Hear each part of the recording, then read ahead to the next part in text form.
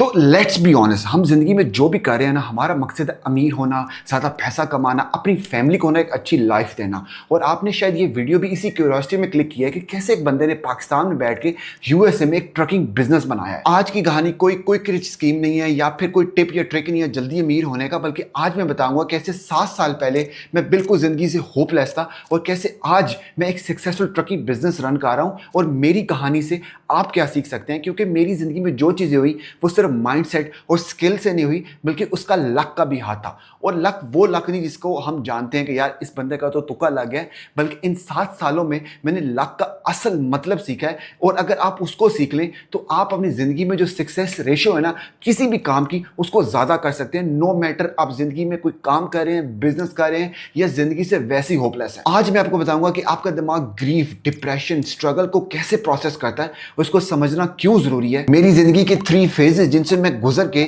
एक एक rock bottom stage से एक एंटरप्रेन्योर बना, और 4 टाइप्स ऑफ लक जिन्हें अगर आप समझ लें और अपनी ज़िंदगी में अप्लाई करें किसी ना किसी तरीके से, तो आपकी सक्सेस रेशियो ज़्यादा हो सकती है। और कुछ एक्शनेबल टिप्स जो किसी को भी हेल्प कर सकते हैं। तो सबसे पहले तो ये समझने की ज़रूरत है कि यार हमें जब भी डिप्रेशन या कोई लॉस होता है या फिर कोई हम ऐसी स्टेज में चले जाते हैं जहाँ पे हमें लगता है कि दुनिया बिल्कुल ख़त्म हो जाएगी, उस मोमेंट को समझना क्यों ज़रूरी है, उस मोमेंट में हमारा दिमाग कैसे काम कर रहा होता है। क्योंकि अगर हम उसको समझ लें तो शायद हम आगे आने वाले सिमिलर लॉसेस या सिमिलर फेलियर्स या सिमिलर डिप्रेशन को हम टैकल कर सकें। तो मैं एक टेड टॉक देख रहा था, एक न्यूरो साइंटिस्ट में कहता है कि हमारा दिमाग ना दुनिया को जैसे वो है वैसे परसीव नहीं करता, बल्कि वो उसको एक्टिवली प्रिडिक्ट करता है। और इसे कहते हैं प्रिडिक्टिव प्रोसेसिंग थ्योरी। यानी आपका दिमाग ना एक प्रिडिक्शन इंजन है। वो दुनिया में जो चीज़ें हो रही है ना वो अपने अंदर ले रहा होता है और एक किस्म की प्रिडिक्शन कर रहा होता है कि यार आगे क्या हो सकता है। अब ये जो प्रिडिक्शन है ना वो बेस करेगी आपके अपने इमोशन से, आपके पास्ट एक्सपीरियंस से,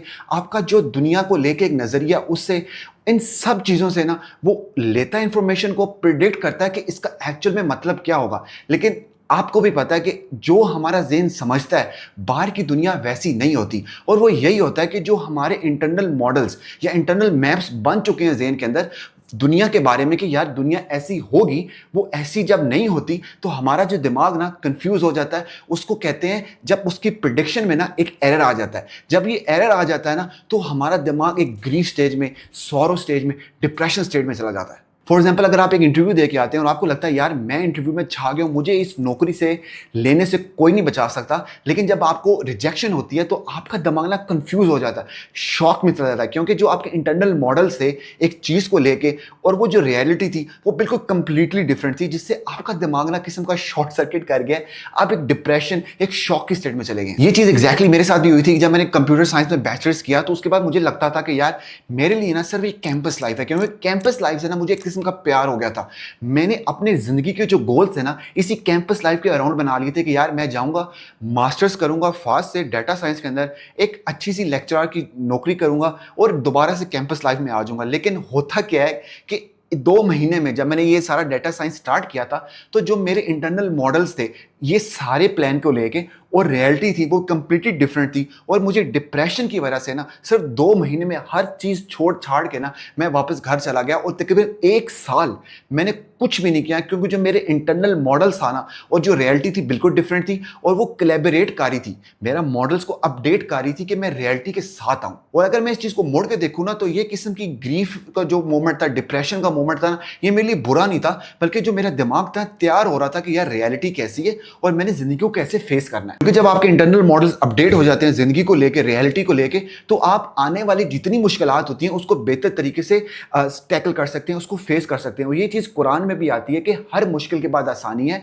और उसमें यही है, अगर आप देखें तो यही प्रोसेस है, उसका जो डीप मीनिंग है वो यही है कि जब आप एक मुश्किल से गुजरते हैं तो जो आपका इंटरनल मॉडल होता है ना ज़हन का, वो अपडेट हो जाता है कि यार ये सफरिंग थी, इस वजह से सफरिंग हुई, रियलिटी डिफरेंट थी, अब मैंने अपने आप को अपडेट करना है। जैसे आप अपने आप को अपडेट कर लेंगे तो जो फ्यूचर में जो मुश्किल आएगी वो आपको मुश्किल नहीं लगेगी, बल्कि आप उस मुश्किल में से ना हल का रास्ता निकालेंगे, क्योंकि जो आपके इंटरनल मॉडल्स हैं ना वो अपडेट हो चुके हैं। लेकिन इसका मतलब ये नहीं है कि आप सिर्फ पेन, सफरिंग, डिप्रेशन से ही सीखें, बल्कि एल्बर्ट बंडोरा अपनी थ्योरी सोशल लर्निंग थ्योरी में कहता है कि आप किसी और के एक्सपीरियंस से, किसी और की जिंदगी से, किसी और की गलतियों से भी सीख सकते हैं। यानी कि आपको ये पता लगना कि यार ये जो मैं बर्तन उठा रहा हूं ये गर्म है, इसके लिए आपको अपना हाथ जलाने की जरूरत नहीं है, बल्कि आप किसी और को देखें जो ये बर्तन को उठाएगा, उसका हाथ जलेगा, वो अपनी लर्निंग दूसरे को बताएगा, तो आप उससे भी सीख सकते हैं, उसके एक्सपीरियंस से भी सीख सकते हैं, बजाय इसके कि आप अपना हाथ जलाएं ही जलाएं। और इसी तरह बिजनेस के अंदर या किसी भी जिंदगी के अंदर ना, अगर किसी बंदे ने 10 साल गुजारे हैं ना,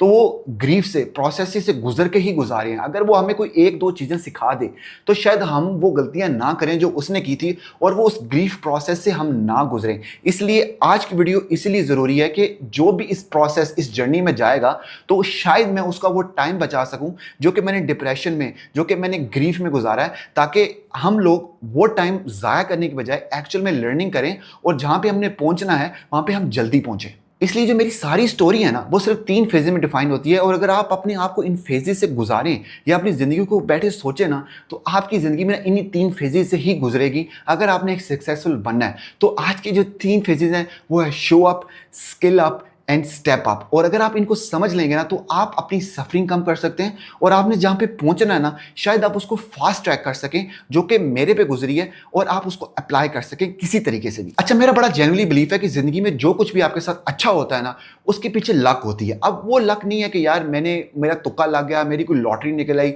बल्कि लक वो होती है कि जो अपॉर्चुनिटीज लाती है, और उस अपॉर्चुनिटी के साथ आप करते क्या हैं वो डिफाइन करता है कि एग्जैक्टली आप कामयाब होंगे या नहीं होंगे। और नवाब रविकांत अपनी किताब अलमनाक और रविकांत में कहता है कि there are 4 types of luck. जो पहली लक है वो तो वही ब्लाइंड लक है कि किसी का तुक्का लग गया, किसी की लॉटरी निकली, किसी का प्लॉट निकल आया, जिसमें उसको कोई इनपुट नहीं देनी पड़ी, कोई मेहनत नहीं करनी पड़ी, उसको वो चीज मिल गई।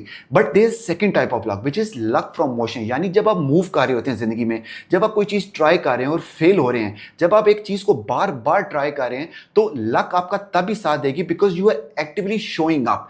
आप हार नहीं मान रहे, और एक ना एक दिन वो लक आपके फेवर में आ जाएगी। इसे कहते हैं लक फ्रॉम शोइंग अप। इसी सेकंड टाइप ऑफ लक ने ना मेरी पूरी जिंदगी चेंज कर दी। फास्ट से ड्रॉप आउट होकर घर आया था तो मैं बड़ी डिप्रेशन स्टेट के अंदर था। मैं सारी रात गेमिंग करता था, सुबह सोता था, रात को उठता था, जिम जाता था, दोस्तों से मिलता था, और आके सारा जो मेरा साइकिल है ना वो रिपीट होता था। मैं जिंदगी में कोई चीज नहीं कर रहा था, ना मैं ट्राई कर रहा था। I just give up on life. और जिम के अंदर ना एक मेरे दोस्त ने ये मेरा पैटर्न नोटिस किया, उसको लगा यार मैं बड़ा डिप्रेस हूं, तो मुझे कोई ना कोई प्रॉब्लम है और मैं इसको लक कहूंगा। वो आके उसने मुझसे पूछा कि यार तू जिंदगी में कुछ करना चाहता है क्या, तू जॉब करना चाहता है? तो मैं इस ट्रकिंग बिजनेस एक ट्रकिंग कंपनी है, मैं वहां पे जॉब करता हूं, तू अगर कहे तो मैं तेरा इंटरव्यू करवा दूं। अब ये सवाल ऐसा था ना कि मेरा दिमाग जो बिल्कुल डिप्रेस, एक डार्क पॉइंट पे था। अमूमन क्या होता अगर मुझे कोई और पूछता या फिर वो मोमेंट ऑफ लक ना होता, तो मैं उसको ना कर देता, क्योंकि मैं खुद ही नहीं चाह रहा था कि मेरी जिंदगी में कुछ अच्छा हो। लेकिन for some reason I said yes, और वो जो यस था ना वो मोमेंट ऑफ लक था, क्योंकि मेरा जो लक था ना उस टाइम साथ दे रही थी। और जब मुझे इंटरव्यू की कॉल आई ना, और जब मैं इंटरव्यू देने गया,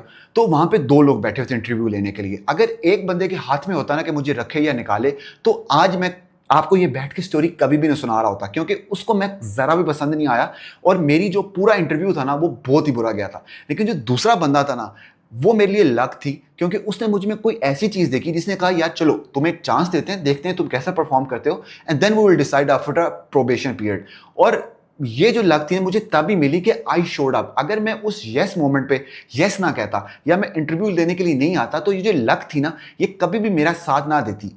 एग्जैक्टली वही बात जो नवाल कह रहा है अपनी किताब में, कि जो पहली टाइप ऑफ लक है ना उसमें आपका कोई हाथ नहीं, आप कुछ कर नहीं सकते। लेकिन जो सेकंड टाइप ऑफ लक है ना, ये जब तक आप मोशन नहीं करेंगे, जब तक आप मूवमेंट में नहीं आएंगे, तो लक आपका साथ नहीं देगी। तो जब आप मोशन में आते हैं तो जो लक है ना वो खुद ही आपकी तरफ अट्रैक्ट होकर आती है। तो इस लक की वजह से मुझे अपनी पहली जॉब मिली, और काम क्या था कि हम बैठ के यूएसए में एक ट्रकिंग बिजनेस के बैक एंड जो ऑपरेशंस हैं उसको हैंडल कर रहे थे। अब एक ट्रकिंग कंपनी का एक ट्रक होता है, जब वो पॉइंट ए से पॉइंट बी मूव करेगा तो वो पैसा बनाएगा, उसको वो पैसा बना के देना मेरी जॉब रिस्पॉन्सिबिलिटी थी। और ड्यूरिंग दैट कि अगर जो पॉइंट ए से पॉइंट बी मूव कर रहा है उसके दौरान कोई मसला होता है तो वो मैंने हैंडल करना है।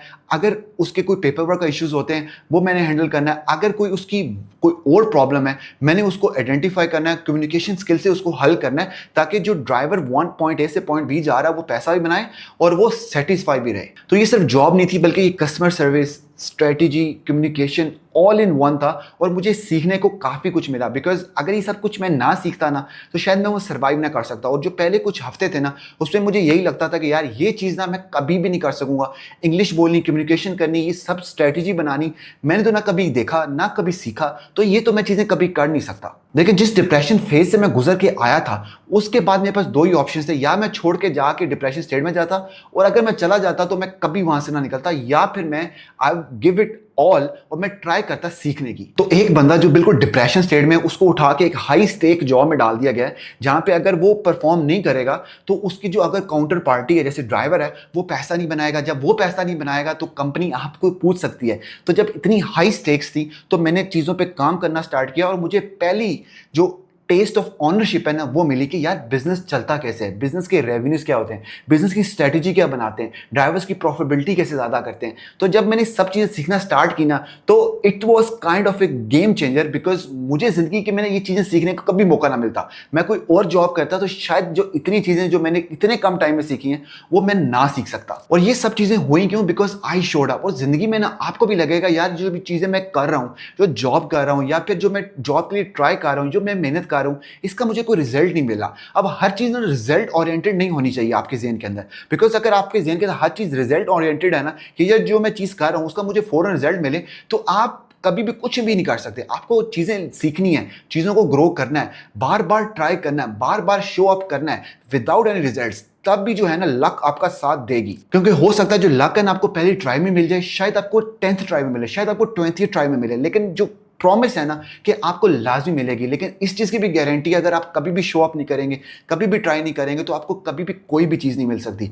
और जब आप ये चीज़ फिगर आउट कर लेंगे ना कि you have to show up, then you have to move to the next phase which is called skill up. अच्छा, जब मैंने जॉब स्टार्ट की थी ना कोई फेरी टेल नहीं थी कि यार मैंने सीखना स्टार्ट किया, 2 हफ्ते बाद मुझे ये चीज़ आ गई, 3 हफ्ते बाद मेरा क्लाइंट आ गया। It was very difficult. मुझे रातें जाके गुजारनी पड़ती थी। मैं डिप्रेशन में था कि यार मैं क्या सर्वाइव कर सकूंगा नहीं कर सकूंगा। Because showing up was not enough. Now I have to skill up. मतलब मुझे जो रियल प्रॉब्लम्स थी क्लाइंट्स की उनको सॉल्व करना है। और जो प्रॉब्लम्स को सॉल्व मैं कैसे कर सकता हूँ? अपने स्किल से। और जब तक मैं स्किल्स को नहीं बढ़ाऊंगा तो मैं इस सब सिस्टम के अंदर ना फिट नहीं आऊंगा। तो जब मैंने कंपनी ज्वाइन की थी ना तो मेरा काम था कम्युनिकेशन करना, यानी ड्राइवर्स को जो भी मसले मसाइल थे उनके हल करना। उनका टोटली जो जिम्मेदार था ना वो मैं था। और लोग कहेंगे यार कम्युनिकेशन करना इतना कौन सा मुश्किल है, किसी से इंग्लिश में बात करना। लेकिन ये सिर्फ कम्युनिकेशन नहीं थी बल्कि रियल टाइम प्रॉब्लम सॉल्विंग थी। यानी उसके जितने प्रॉब्लम्स थे ना मैंने अपनी कम्युनिकेशन से उसको हल करना था। उसके प्रॉब्लम्स क्या थे? उसको ज़्यादा पैसा चाहिए तो वो मेरा काम था निगोशिएट करना। उसको पूरे हफ्ते में कंसिस्टेंट पैसा चाहिए तो मेरा काम था स्ट्रेटजी बनाना ताकि मैं उसको इससे इस एरिया से मूव करूं कि वो ज़्यादा पैसा कंसिस्टेंटली बना सके, सिर्फ एक दफ़ा नहीं बार बार। अगर वो on the road break down होता तो मेरा काम था कि भाई उसके सारे मसले मसाइल को देखना। अगर उसके पेपर वर्क में कोई मसला आ रहा है तो वो मैंने देखना है। तो बेसिकली उसकी जो प्रॉब्लम सॉल्विंग मैं कर रहा था वो मैं अपनी कम्युनिकेशन स्किल्स के ही थ्रू कर रहा था, जो कि मेरे बहुत बुरे थे। और मुझे यही था कि यार ये जो जॉब है ना ये मैं कभी नहीं कर सकता क्योंकि मेरे में कम्युनिकेशन स्किल्स वो है ही नहीं। जो आसपास मेरे लोग बैठ के काम कर रहे हैं वो इतनी अच्छी अंग्रेजी बोलते हैं, इतने अच्छे तरीके से कम्युनिकेट करते हैं कि मुझसे तो कभी भी नहीं होगा। लेकिन मैंने अपनी हिम्मत नहीं हारी। मैं I was keep on showing up. मैं अपनी कॉल सुनता था, देखता था कि यार उनकी प्रॉब्लम क्या है। मैं पहले उनकी प्रॉब्लम तो समझूँ ना, फिर जाके मैं उनको सोल्यूशन दे सकूँ। अब जब मुझे सोल्यूशन का नहीं पता होता आई यूज टू एस्क। तो जो मेरा पहला फेस था ना काफ़ी स्ट्रगलिंग फेस था, लेकिन मैंने अपनी कम्युनिकेशन को बेहतर करना स्टार्ट किया। और ये एक ऐसा सॉफ्ट स्किल है ना, नो मैटर कि आप किसी भी इंडस्ट्री के अंदर हैं, आपकी कम्युनिकेशन बेहतर होनी चाहिए। बिकॉज आपकी कम्युनिकेशन अगर नहीं अच्छी ना, सिर्फ बातें करनी नहीं है, इंग्लिश नहीं बोलनी, कम्युनिकेट करना है, किसी की प्रॉब्लम को सॉल्व करना है। बिकॉज अगर आप किसी की प्रॉब्लम सॉल्व करने की साइकोलॉजी को समझोगे ना तो आप उसके पीछे कोई बिजनेस भी खड़ा कर सकते हो। Because every business that existed वो किसी की प्रॉब्लम को सॉल्व कर रहा है। और पैसा जो है ना वो एक हैंड से दूसरे हैंड जाता है कि किसी एक को कोई प्रॉब्लम है ना वो दूसरे को पैसा देगा, वो उसको सोल्यूशन देगा। वो जिसके पास पैसा जा रहा है ना उसको भी कोई ना कोई प्रॉब्लम होगी, वो किसी और को उसके पैसे देगा, उसका सोल्यूशन लेगा। तो that's how the world works, that's how the business works. तो आपको प्रॉब्लम सॉल्विंग आनी चाहिए, कम्युनिकेशन स्किल्स आनी चाहिए, आप हर बिजनेस हर जॉब क्रैक कर सकते हो। और इस जॉब ने ना मुझे सिर्फ कम्युनिकेशन स्किल्स नहीं बल्कि मुझे वर्क एथिक्स सिखाया, डिसिप्लिन सिखाया है।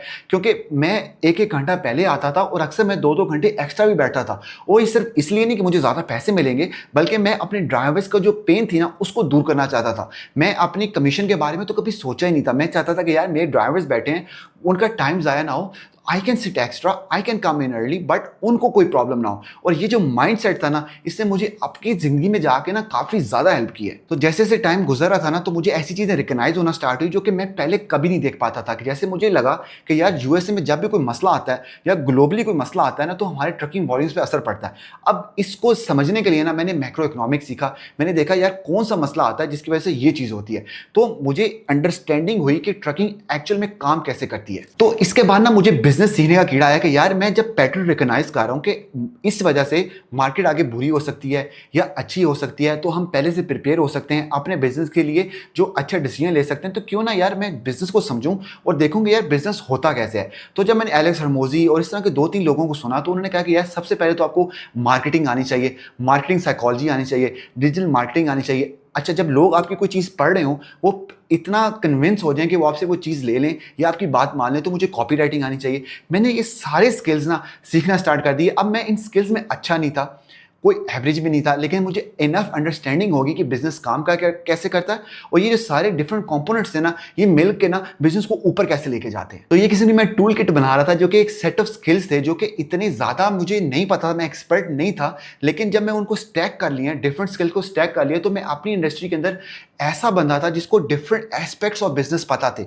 और यही सारी लर्निंग्स मैंने लिंक्डइन के ऊपर डालना स्टार्ट की, जहाँ पे मेरी एक फॉलोइंग स्टार्ट हुई, जहाँ पे लोगों को ये पता लगा यार ये बंदा है ट्रकिंग के ऊपर बात करता है, ट्रकिंग की जो प्रॉब्लम्स है उनको सॉल्व करता है, and people started following me और started learning from me as well. तो जब ये मैं सब कुछ सीख रहा था, जब सब कुछ हो रहा था, तो मुझे एक ड्राइवर ने ना, नॉट कंपनी, एक ड्राइवर ने ना $1000 का बोनस दिया। और जब उसने वो बोनस दिया ना, उसने साथ वर्ड्स बोले कि you help me like no one ever did. मतलब मैंने उसकी कोई ऐसी हेल्प किया है या उसकी ऐसी केयर की है जो कि उसको आज तक जिंदगी में नहीं मिली, and he was like 55 years old. जब मैंने ये सब कुछ सुना ना, तो मुझे और मोटिवेशन मिली कि यार मैं बिजनेस के हर एस्पेक्ट को समझ रहा हूँ, साइकोलॉजी को समझ रहा हूँ, कम्युनिकेशन को समझ रहा हूँ, तो लोगों को मैं इस तरीके से या इस लेवल पे जाके केटर कर रहा हूँ जो उनकी प्रॉब्लम भी सॉल्व हो रही है और वो मेरे साथ लॉन्ग टर्म काम करना भी चाह रहे हैं। तो दिस वाज ना गेम चेंजर। और यहाँ पे नवार रविकांत की किताब की जो थर्ड टाइप ऑफ लक है ना, वो यहाँ पे एग्जैक्टली फिट होती है, विच is called luck from awareness. यानी आप अपनी एक्सपर्टीज, अपने स्किल्स इतने ज़्यादा कर लें कि आपको इंडस्ट्री के अंदर या अपना जो भी आप काम कर रहे हैं उसके अंदर वो गैप्स नजर आए जो कि बाकी लोगों को नजर नहीं आ रहे। तो जब लिंक्डइन के ऊपर आके लोग मेरे कॉन्टेंट से एंगेज करते थे, मुझसे सवाल करते थे क्लैरिटी के लिए, ताकि उनकी जो प्रॉब्लम है उनको सॉल्व कर सकूं, तो मुझे ना मेरा जो माइंड था ना वो काफ़ी खुलता गया, और मैंने जो इंडस्ट्री के गैप्स थे ना उनको देखना स्टार्ट कर दिया कि जब जितनी भी कैरियर कंपनीज है ना वो पोरली मैनेज्ड है। मतलब उनको मैनेज करने का ऐसा कोई तरीका नहीं है, और अगर मैं इनकी प्रॉब्लम्स को आके सॉल्व करूँ ना सही तरीके से, तो वो प्रॉफिटेबल भी हो सकते हैं और वो अपनी कंपनी को ग्रो भी कर सकते हैं। क्योंकि ट्रकिंग में मसला ये है कि आप खुद प्रॉफिटेबल हो सकते हो, लेकिन जैसे ही आप ग्रो करोगे ना तो आपकी कंपनी कोलैप्स हो जाएगी। तो जब मैंने ये सब चीज़ें नोट की और मुझे लगा कि मेरी जो एक्सपर्टीज़ हैं वो किसी कंपनी को ग्रो कर सकती हैं, तो मैंने अपनी जो एक हाई पेइंग जॉब थी जहाँ पे 150-160 ट्रक्स थे, मैंने उनको छोड़ के अपनी कंपनी स्टार्ट की। क्योंकि मुझे मार्केट के अंदर वो गैप्स नज़र आ रहे थे, और वो गैप्स मुझे नज़र क्यों आए? Through my skills, through my awareness, जो कि मैंने अपने पूरे प्रोसेस से सीखी थी। तो अगर मैं कहूँ कि मैं लकी था, तो yes I was lucky, but मैं लकी था कि मैं शोड अप हुआ, मैंने अपने स्किल्स को अपग्रेड किया, मैंने अपनी अवेयरनेस लेवल को अपग्रेड किया, तो मेरा लक ने भी साथ दिया। मोस्टली लोगों को यही देख के कहते हैं कि यार ये बंदा लकी है, इसने तो ऐसा कुछ किया नहीं है, ये इसको तो लक ने इसका साथ दिया, लेकिन वो पीछे की पूरी कहानी नहीं समझते कि कैसे इस बंदे ने उस टाइम शो अप किया जब उसके इंटरनल जो बैटल चल रही थी वो उसको कही थी कि भाई शो अप करने का कोई फायदा नहीं है, लोग उसको ताने दे रहे थे। और जब वो शो अप करने के बाद उसने कोई जॉब स्टार्ट की, तो लोग उसको ये कह रहे थे कि यार इस काम का तो कोई फायदा नहीं है, इस काम का कोई स्कोप नहीं है। तो वो तब भी काम में लगा रहा, अपने आप को स्किल अप करता रहा, और आज वो इस टाइम पे है कि उसने वो इंडस्ट्री के अंदर गैप्स ढूंढ के बिजनेस स्टार्ट किया है ताकि वो अपने आप को अपग्रेड कर सके, लोगों की हेल्प कर सके। तो वो लकी है, लेकिन उसके पीछे पूरी स्ट्रगल को समझना बहुत जरूरी है। तो लक आपको मिलेगी, लेकिन लक के ना प्री रिक्विजिट्स भी हैं। यानी आपको वो वर्जन अपना बनना है जो लक को ना स्पॉट कर सके, उन क्रैक्स को देख सके, और उसके लिए आपको ये पूरा प्रोसेस से गुजरना बहुत जरूरी है। और जब आप स्किल अप हो जाएंगे, गैप्स को देख लेंगे, यहां पे आता है तीसरा step, which is step up. जब मैंने अपनी कंपनी स्टार्ट की ना along with my 2 other partners, हमें यही लगता था कि जो हम लोगों को ऑफर कर सकते हैं या जो लोगों की हम प्रॉब्लम सॉल्व कर सकते हैं, तो हमें तो क्लाइंट्स की ना भरमार हो जाएगी। हम बैठेंगे, हमें क्लाइंट्स आना स्टार्ट हो जाएंगे। और दैट वाज कंप्लीटली रॉन्ग कि हमारे इंटरनल मॉडल्स और जो हमारी रियलिटी थी ना वो कंप्लीटली डिफरेंट थी, जिसकी वजह से हमें पहले 3 महीने ना कोई क्लाइंट नहीं आया और हमें अपने आप को रिकैलिब्रेट करना था। लेकिन चूंकि हम उन सब फेजेस से गुजर चुके थे, हम उन चीज़ों को समझ चुके थे, तो रिकैलिब्रेट करना काफ़ी आसान था और हमें जल्दी किया। हमने अपने आप को प्रोसेसेस को बेहतर किया और हमने 1-2 क्लाइंट्स को ऑन बोर्ड किया, उनको ओवर डिलीवर किया। यानी जिस काम के लिए उन्होंने हमें ऑन बोर्ड किया था, हमें हमारे साथ काम करना स्टार्ट किया था, हमने उन्हें उससे ज़्यादा काम करके दिखाया। यानी उनको ये लगा कि यार ये इन लोगों के बगैर ना हमारी कंपनी नहीं चल सकती। यहाँ पे जो रसल ब्रंसन का वैल्यू लैडर का कॉन्सेप्ट है ना, क्लियरली फिट आता है कि हमने उनको वैल्यू दी, फिर उससे ज़्यादा वैल्यू दी, उससे ज़्यादा वैल्यू दी, लेकिन हमने जो चार्ज पैसे थे ना वो सेम रखे। रसल ब्रंसन कहता है कि जैसे जैसे आप वैल्यू ज़्यादा देते जाएं, वैल्यू लैडर पे ऊपर आता जाए, आप ज़्यादा चार्ज करें, लेकिन हमने पैसे सेम चार्ज किए और लोगों को अपना बताया कि हम कौन है और हम क्या क्या प्रॉब्लम सॉल्व कर सकते हैं। एंड दैट वर्क और that completely change everything, because उन क्लाइंट्स ने ना आगे जाके लोगों को बताना स्टार्ट किया और वर्ड ऑफ माउथ से ना हमारी जो मार्केटिंग है ना वो स्टार्ट होगी। We didn't run any ads, हमें किसी को रीच आउट नहीं करना पड़ा उसके बाद, बल्कि वर्ड ऑफ माउथ से हमें क्लाइंट्स आना स्टार्ट हो गए। और यहाँ पे नवार रविकांत के जो 4 टाइप ऑफ लक है ना, वो आती है लक फ्रॉम रेपुटेशन। यानी आपकी रेपुटेशन इतनी ज़्यादा हो गया कि आपकी रेपुटेशन ही जो लक को है ना अट्रैक्ट करती है। मतलब आपके बारे में जब लोग बात कर रहे हैं, वो कह रहे हैं यार ये बंदा है, ये इसने हमारी जो कंपनी थी उसको जब आया ये प्रॉब्लम्स थे, अब हमारी कंपनी में कोई प्रॉब्लम नहीं है या कम प्रॉब्लम्स हैं और हमारा रेवेन्यू भी बढ़ गया है, हम ग्रो भी कर रहे हैं। तो जो आपकी रेपुटेशन बार बन रही है ना, उससे जो लक है ना वो ऑटोमेटिकली अट्रैक्ट हो रही है और आपके पास क्लाइंट्स आते जा रहे हैं, न्यू अपॉर्चुनिटीज आती जा रही हैं। और ये जो 4 टाइप्स ऑफ लक है ना, अगर आप इसको समझे ना, तो ये पूरी गेम को क्रैक कर देंगी कि आपने अपने आप को कैसे लेना है, किस स्टेज में क्या करना है, ताकि आप ज़्यादा से ज़्यादा अपॉर्चुनिटीज़ को ना अपने लिए ना अट्रैक्ट कर सकें। तो मैं लकी था कि आई शोड अप, कि मैंने उस मोमेंट पे यस बोला जहाँ पे मैं किसी भी कैपेसिटी में यस बोलने के काबिल नहीं था। मैं लकी था कि मैंने अपने आप को स्किल अप किया, कि जहाँ मुझे लगता था कि मैं ये सब कुछ चीज़ें नहीं सीख सकता, लेकिन मैंने अपने आप के उस वर्जन को मारा और अपने आप को अपडेट किया, अपग्रेड किया, वो चीज़ें सीखी। यस, मैं लकी था कि जब जाके मैंने अपना बिजनेस स्टार्ट किया तो मैंने एक ऐसी वैल्यू क्रिएट की लोगों के लिए कि लोगों मेरे पास आना लगे।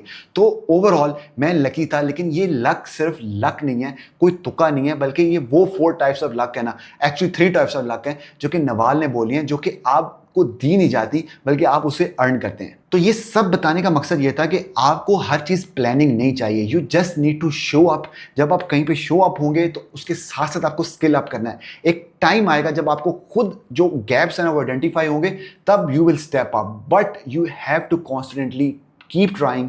और आपको हर चीज़ प्लान नहीं करनी, जो चीज़ आपके सामने आ रही है, जो चीज़ आपको समझ आ रही है, कीप ऑन ट्राइंग। अगर वो ठीक हुई तो हो जाएगी, अगर वो ठीक ना हुई तो आपका दिमाग जो है रिकैलिब्रेट करेगा, एक्सटर्नल वर्ल्ड के साथ उसको आपके दिमाग को मैच करेगा, and you will keep on growing and you will keep on upgrading. तो ये वीडियो ट्रकिंग के बारे में या मेरी कहानी के बारे में नहीं थी, मकसद ये था कि आप मेरी कहानी से चीज़ें सीखें, क्योंकि ये जो सारे एस्पेक्ट्स है ना, ये अगर मैं पीछे जाकर दोबारा से रीवाइंड भी करूँ ना अपनी टेप और किसी और इंडस्ट्री में भी जाऊँ, तो मेरी स्टोरी में जो ट्रकिंग के वर्ड के अलावा कोई और वर्ड आ जाएगा, लेकिन बाकी सारी कहानी सेम होगी, because you will go through the same phases, show up, skill up and step up. But अगर आप ट्रकिंग के बारे में थोड़ा सा क्यूरियस हैं, उसको जानना चाहते हैं, तो ये मेरी वीडियो देख लें। इसके बारे में आपको थोड़ा सा पता लग जाएगा ट्रकिंग है क्या। इसके साथ एक प्ले लिस्ट है, इसमें ट्रकिंग की एक्चुअल में मैंने ट्रेनिंग मैनुअल डाला हुआ है, जो कि कंप्लीटली फ्री आप देख सकते हैं, ताकि आपको ट्रकिंग का अंदाजा हो इफ़ यू आर इंटरेस्टेड। लेकिन अगर आप थोड़े से किसी और इंडस्ट्री के अंदर हैं और कोई और काम कर रहे हैं, वहाँ से पैसा कमा रहे हैं और आपको लगता है कि यार मेरा जो इन्वेस्टिंग है ना, मैं इन्वेस्टिंग करूँगा तो अमीर हो जाऊँगा, फाइनेंशियली फ्री हो जाऊँगा, तो वो भी आपकी सोच गलत है। बिकॉज इन्वेस्टिंग ना सिर्फ स्टेप 3 है आपकी पूरी जो फाइनेंशियल जर्नी, फाइनेंशियली फ्रीडम का। आपको पहले 2 स्टेप फॉलो करने हैं और उस पर मैंने एक कंप्लीट वीडियो बनाई है, जहाँ पे स्टेप 1, स्टेप 2, स्टेप 3 सब कुछ डिटेल में मैं बताया, जो कि आपको मेरी यूट्यूब की इस वीडियो के अंदर सब कुछ मिल जाएगा। और अगर आपको ये वीडियो पसंद आई है तो नीचे कॉमेंट करें, लोगों से शेयर करें, और you just have to show up. Because जब आप शो अप करेंगे ना, तो अदर साइड पे आपका एक वो वर्जन आपका वेट कर रहा है जो कि आपको कामयाब देखना चाहता है। तो उसके लिए you just have to get out of your bed and show up. मिलते हैं अगली वीडियो में, तब तक दुआओं में याद रखिएगा।